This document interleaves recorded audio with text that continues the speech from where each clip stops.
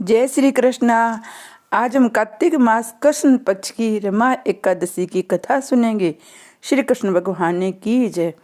युधिष्ठिर ने पूछा, हे जनार्दन, मुझ पर आपका स्नेह है, अतः कृपा करके बताइए कार्तिक के कृष्ण पक्ष में कौन सी एकादशी होती है। भगवान श्री कृष्ण बोले, हे राजन, कार्तिक के कृष्ण पक्ष में जो परम कल्याणमयी एकादशी होती है वह रमा के नाम से विख्यात है। रमा परम उत्तम है, बड़े बड़े पापों को हरने वाली है। पूरे काल में मुचुकुंद नाम से विख्यात एक राजा हो चुकी है, जो भगवान श्री विष्णु के भगत और सत्य प्रिय थे। निष्कंटक राज्य का शासन करते हुए राजा के नदियों में श्रेष्ठ चंद्रभागा कन्या के रूप में उत्पन्न हुई।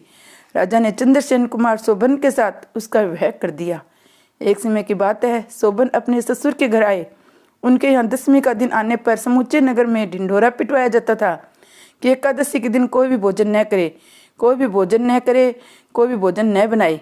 ये डंके की घोषणा सुनकर शोभन ने अपनी प्यारी पत्नी चंद्रभागा से कहा, हे प्रिय, अब मुझे इसमें क्या करना चाहिए, इसकी मुझे शिक्षा दो।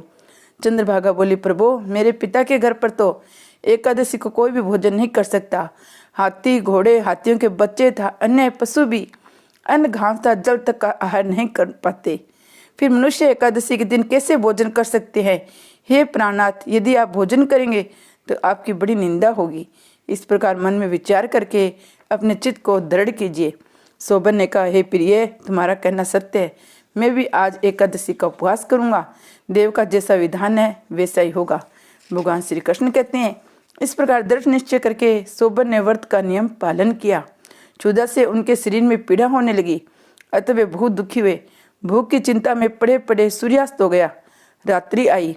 हरि पूजा प्रायण था जागरण से आसक्त वैष्णव मनुष्यों को हर्ष बढ़ाने वाली थी, परंतु वह रात्रि शोभन के लिए अत्यंत दुखदायिनी हुई।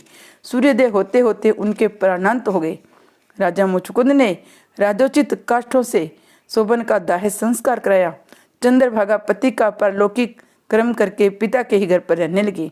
हे नरव श्रेष्ठ, रमा नामक एकादशी के व्रत के प्रभाव से शोभन मंदराचल के शिखर पर बसे हुए परम रमणीय देवपुर को प्राप्त हुआ।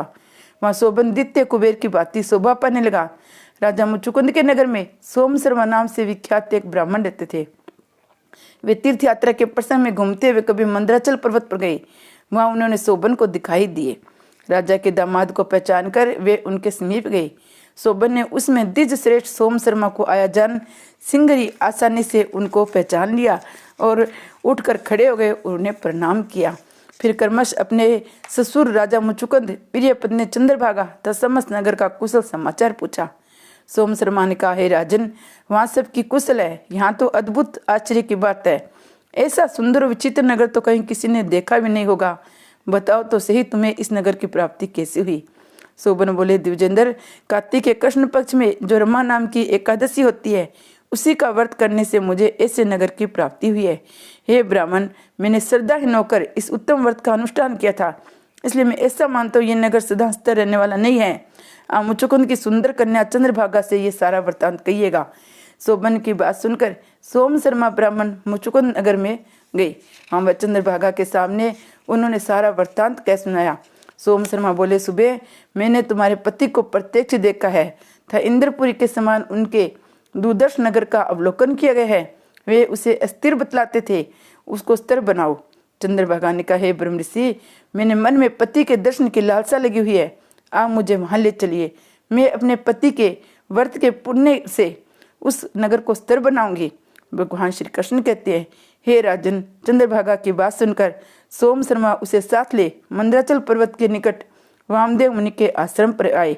वह ऋषि के मंत्र की शक्ति था एकादशी सेवन के प्रभाव से चंद्रभागा का शरीर दिव्य हो गया। उसने दिव्य गति प्राप्त कर ली। इसके बाद वह पति के समीप गई। उसमें उसके नेत्र हर्षोल्लास से खिल रहे थे। अपनी प्रिय पत्नी को आए देख शोभन को बड़ी प्रसन्नता हुई। उन्होंने उसे बुलाकर अपने वाम भाग में सिंहासन पर बिठाया।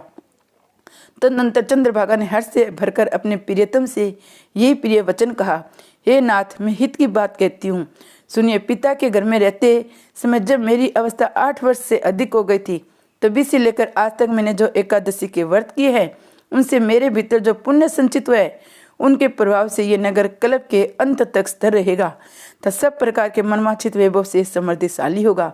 हे नरश्रेष्ठ, इस प्रकार रमा व्रत के प्रभाव से चंद्रभागा दिव्य भोग रूप दिव्य अभागों से विभूषित हो अपने पति के साथ मंदराचल के शिखर पर विहार करती है। हे राजन, मैंने तुम्हारे समक्ष रमा नाम एकादशी का वर्णन किया है। ये चिंतामणि तथा कामधेनु के समान सब मनोरथों को पूर्ण करने वाली है। मैंने दोनों पक्षों की एकादशी व्रत का पाप नाशक महत्व बताया है। जैसे कृष्ण पक्ष की एकादशी है वैसे शुक्ल पक्ष की एकादशी है, उनमें भेद नहीं करना चाहिए। जैसे सफेद रंग की गाय हो या काले रंग की, दोनों का दूध एक जैसा ही होता है, इस प्रकार दोनों पक्षों की एकादशियां समान फल देने वाली होती है। जो मनुष्य एकादशी व्रत को महात्म सुनता है वह सब पापों से मुक्त हो श्री विष्णु लोक को प्रतिष्ठित होता है। जय विष्णु भगवान की जय। जय एकादशी माता की जय।